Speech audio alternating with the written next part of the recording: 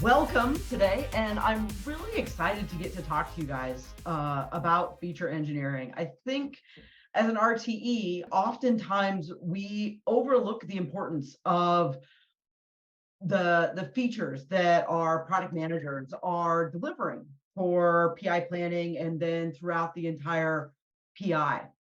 Because as the RTE, I'm worried on hurting the cats. I'm worried about making sure that PI planning is going off without a hitch. And as an RTE, we often all right, product manager, product owners, that's your thing, you go deal with it.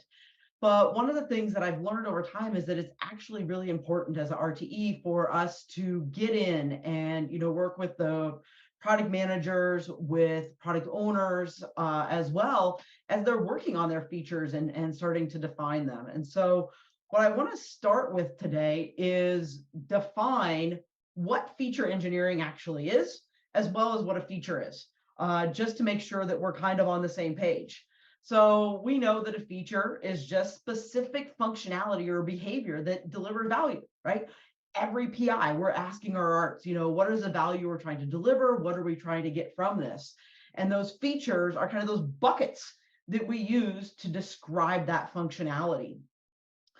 Our features are time boxed usually. We want them to be just a couple sprints or iterations long in our ability to deliver them. And so that's kind of one of those first key takeaways is oftentimes, when our product managers bring those features into our PI, they're always really big. And we'll look at our PI boards, and at the end is when we'll see like all our features are being delivered in that last iteration.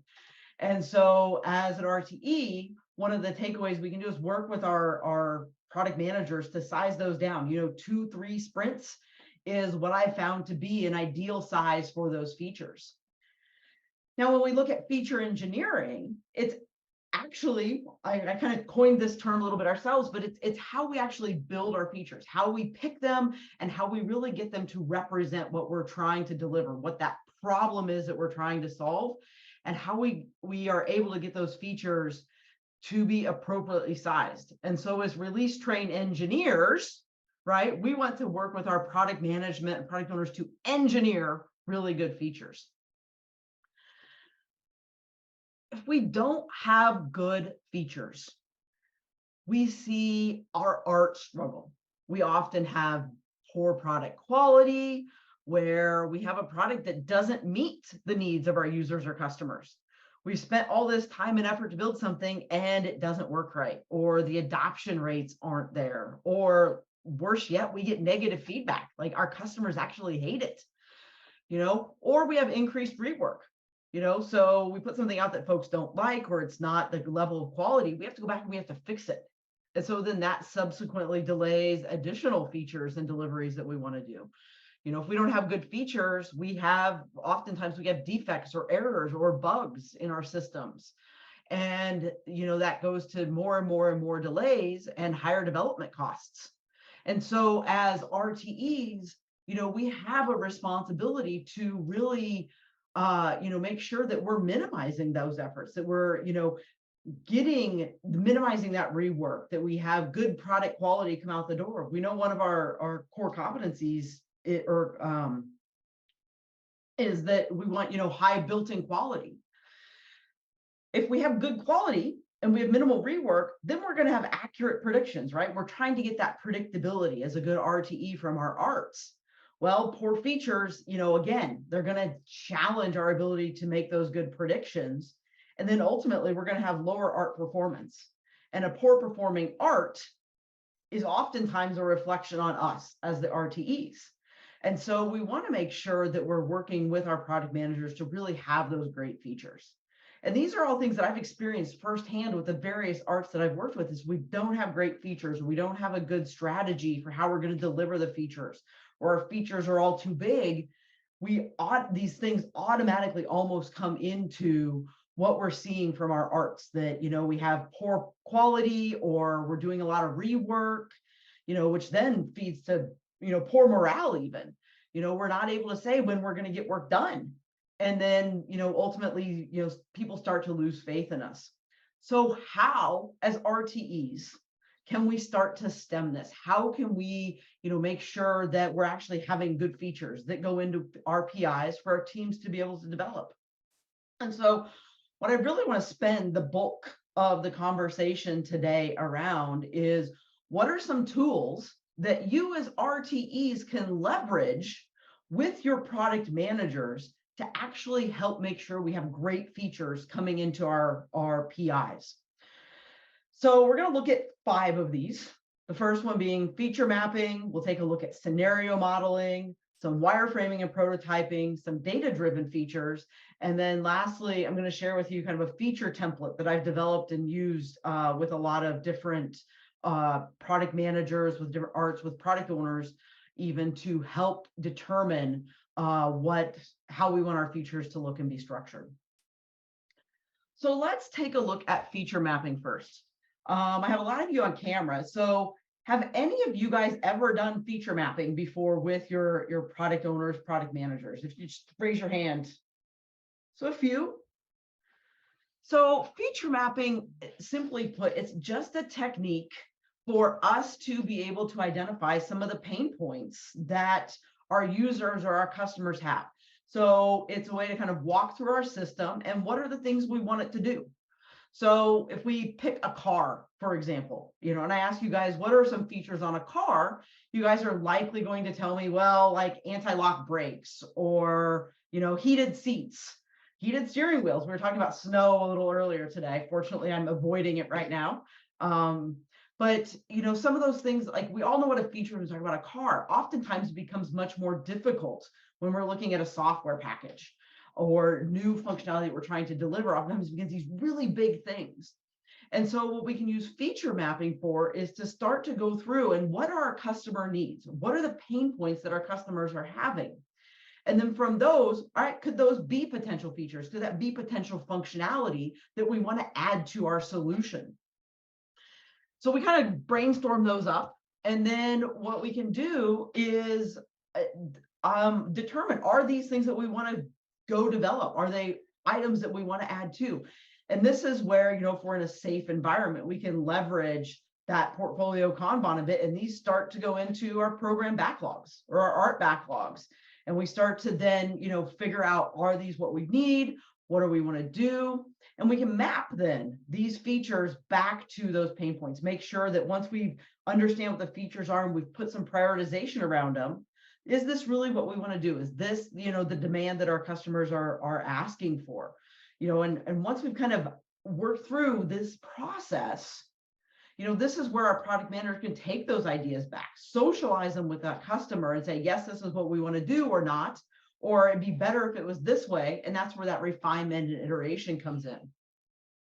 Oftentimes our product managers are so deep in the weeds that they forget to come back up. And it's like, all right, well, what are we trying to do? What are these features that we're trying to deliver? And so that pull back out, as RTE, pull them back out, and leverage those personas and those empathy maps that we likely created even at the beginning when we were kicking off and launching our art. We can leverage those as well. And as an RTE, it's really neat for you to have that great long-standing relationship with your product managers. Now, I'm going to twist it even slightly more and say that same relationship and that same pulling folks out of the weeds also goes to your system architect as well. Because your system architect, while they're not doing business features, they are often writing those enablers, right? Those non-functional requirements that we have to support our art to deliver that functionality of our solutions. So all these practices, I may lean heavily towards and just say product managers. These also all work with our system architects as well as we're going through, and they're developing features as well for the train to consume in that nature of an enabler. Similar to feature mapping may be scenario modeling, where we're actually walking through the scenarios that our software or our solutions are going to be delivering. We're looking at potential future situations that may occur, or scenarios that would impact how users use our system or how we actually develop our product. One of the success patterns I've seen with a lot of scenarios is we'll go through and we'll just map. How does the user go through our system? What is the scenario? Let's pretend we're buying something on Amazon, right? What is the scenario that our user goes through to buy something from Amazon, right? They find the item, they add it to the cart, they go through checkout, right? Very simple process. But then what are the differences, right? Oh, well, we want to add another item to our cart. And so when we look at scenarios, one of the things that I often challenge from an RTE perspective is, well, what is the simplest path through the system? And can we do that first? And then let's add on to that path and add on to that next path. And so that way we're continuously delivering that value. And these scenarios are one of those really good ways that you can actually do that. You know, what is our simplest scenario that most of our users are going to use? And then what's that one off and that one off and that one more off? And those are the scenarios that we can then build PI over PI, or even iteration over iteration, sprint over sprint. And each one of those new kind of paths through the system can become a feature. Oftentimes, you know, I see a lot of product managers kind of thinking, all right, so I have to do like all the things all at once, right? And one of the things as an RTE we want to do is help pull them back and be like, it doesn't have to be all at once. Let's break this down into these small bite-sized pieces. And so as an RTE, you know, when you're working with your product managers or your architects, you know, start to ask some of those questions. Well, what is the simplest way we can get through here? And then build on from there. One of the tools that I often use is we'll start to build out these scenarios. We have kind of a diagram like you see on the screen here with, you know, all these different models and flows and paths through the system. And, you know, that can be like, all right, here, here, here, here. But we just have boxes then. So what I like to then do is work with the product managers, and oftentimes I'll grab like a UX person and scale them back and be like, all right, can we just like draw like on a piece of paper, you know, what's a picture look like of what we're trying to develop? Very simple. You know, it's black and white. You know, one of the times I even pulled out a set of crayons. It was what I happened to have. And we literally drew pictures with crayons of what we wanted the screens to look like when we were doing software development. You know, the same thing, I have a wireframe here of a helicopter, right? We can start to have even those conversations, even in hardware-centric realms, about one rotor or two, you know, on the top of the helicopter. And so these wireframes then, you know, become one of those talking points. It gives something for your product managers to take and show to a customer.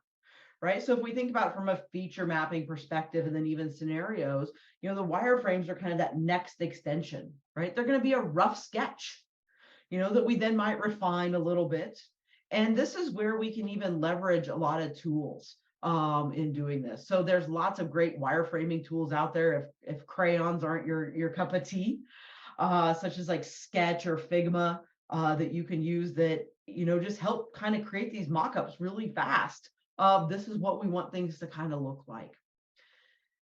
Now, oftentimes, when we first launch a product or we first have an idea, we'll go and create those wireframes, and then they go into a drawer and they get forgotten. But as we start to build out new features, oftentimes it's really useful to come back to these and take them back out to the customer and say, hey, you know, can I just get some quick feedback from you, quick reaction? Like if we go from this screen to this screen, you know, does that make sense to you? Or what required fields do we need to have? And you can address those. And I think it's important that as RTEs, we remind our product managers and our system architects of all the tools that they have at their disposal. You know, wireframes are one of those easy ones that, you know, draw that quick sketch. And then let's iterate and refine and get that feedback and kind of go at it. The next thing, though, is a lot of times maybe we'll use those wireframes only in that initial development. We don't think about them again, even at the product owner level. So as an RTE, you know, you get that luxury of communicating up as well as down when we're talking with, you know, the teams and the arts and product management. You know, bring a wireframe into PI planning, right? Let's show, hey, team, this is what we're trying to build here for this feature, or this is where this new field, you know, we kind of want it to sit on the screen. Because, you know, we got feedback from our users, and when they're looking at the screen, they're focused right here. You know, they're not looking up here for this other object. And so, you know, a lot of times that can be helpful for the teams, you know, as they're looking for what they're trying to deliver. The last one, as an RTE, I think you often are in the best position to get this information. And this is going to be as we look at, data-driven features. And so what is a data-driven feature? It's maybe a new kind of term, something you haven't really thought of before. And oftentimes this plays closer into the system architect role. But I often tell as RTEs, you're probably closest to this information, because what's the one thing that RTE always has to know? What are our metrics, right? How fast are things getting through the system? What is our flow? What is where are our bottlenecks? What do we look at from a DevOps pipeline? How many stories are we delivering every sprint, right? As an RTE, you're constantly getting bombarded for metrics. And so here's the interesting thing is you can use a lot of that data that's at your disposal, or at least that you're aware of exists and know where to find it, to help the system architect, to help the product manager actually look at what we need to do from improvements to the system. And so as we go through this, we want to define what data we want captured, or go find the data that we've already captured, and then look at it from a testing perspective. And there's two different types of data that we often look at. So one is more analytic data. How long are people spending on a particular screen, right? Potentially. Or how long does it take for a developer to write code for it to get to production? Depending on what features we're trying to write, what features we're trying to do, that data may come from different places. Same thing from testing. We may need to go get test data. How long does it take to execute a test? And can we do some non-functional requirements to improve that testing time? Or maybe we use performance testing to see how long it takes for users to get responses through the system. There's lots of different data that you can use. And as an RTE, you, like I said, have probably that first line access into this data. And it's probably not data that your product managers are thinking about using to leverage new features and functionality that are going through the system, or information that your system architect can then turn around and use to make improvements to the delivery systems that we have as part of our DevOps process. So there's a lot of different places where this data can come from, where we can get information from for systems that we can leverage. And as an RTE, I think it's step out of those day-to-day weeds, and let's really leverage, our role as a coach and what we can do to help coach that art in that continuous improvement model. And so I laid out here kind of just 4 different ways, from a feature mapping to scenario modeling to wireframing to data-driven features that you can use as an RTE to help your product manager, help your system architect really come up with some of these features. Because once we have these good features that are right-sized, we're then able to really drive the success of the art.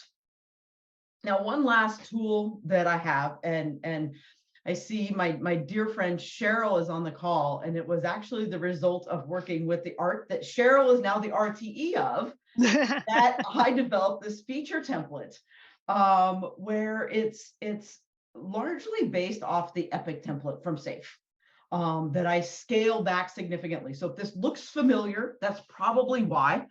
You can scan the QR code, or there's a bit.ly link there that you can just get a copy of what I've created. It's just a Word doc. It's nothing special. But basically kind of capture, what and I described a kind of a snip of the main part of this, but I kind of just have a feature description at the top of it. And then kind of a rough statement of, that follows your lean business epic case, right? For our customers who do something. I have found that when our product managers, system architects start to articulate kind of this language, for our customers who do something, the solution is something that unlike phrase tends to be that key driver, that when they have to think about that, they're like, oh, why are we actually doing this? How does this differentiate us? How does this improve it? How is this better than what we're currently doing? It becomes a really good exercise for them to think through. I then also, like to capture that business outcome hypothesis. Why are we doing this? What benefit do we expect to get from this? And then oftentimes I'll work with them to say, and how are we going to measure it? How are we going to know if we met that hypothesis? Acceptance criteria, capture those, and then define what's in scope and what's out of scope, and what non-functional things are we going to need to deliver this feature. Some sequencing and dependencies, because we always have those. And then how are we actually going to implement it? Give it a rough swag of size. And if it's part of an epic, what does it roll up to? So this is just a template that I've used and with a lot of success. Steal it, use it, don't use it. A lot of times folks will upload it into their Jira. I've had folks build templates in Jira out of this into, their epics or Jira epics for, the safe features. So just something that you can use. So what are your next steps as an RTE? Take this back. Use these ideas, share these tools with your product managers, with your product owners, with your system architects. The next thing is maybe carve out dedicated sessions to work with some of these ideas, use some of these tools with your product owners or product managers to do feature development. I've carved out, usually a lot of times I'll coach and carve out a day. All right, let's take some of these things that we're looking at. Let's brainstorm some of these in the morning and then spend the afternoon actually developing some of those feature templates for these stories. And then even subsequently, some of these high level stories that are going to go into those features. Now, the last piece of advice I'm going to give you, because I think I'm pretty close to hitting my time box, is small adjustments. Don't go back to your arts and go big bang of, oh my God, we have to do these 10 things. They're all great. Please don't. Small batch size, minor adjustments here and there.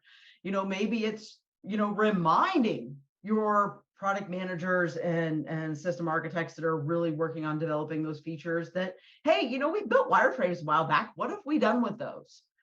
Or, hey, do you remember when you took that product management class and they talked about, empathy maps and personas? What have we done to leverage those lately? Baby steps. We don't want to go back and overwhelm our arts. We don't want to go back and overwhelm our product managers and system architects, with all these tips, tricks, and tools. But I wanted you guys to have these in your tool belt. So depending on where you are, the struggles you're having in your art, you have tips, tricks, and tools to be able to do some really great feature engineering in collaboration and conjunction with, your product team and your architecture team. So with that, that's your takeaways.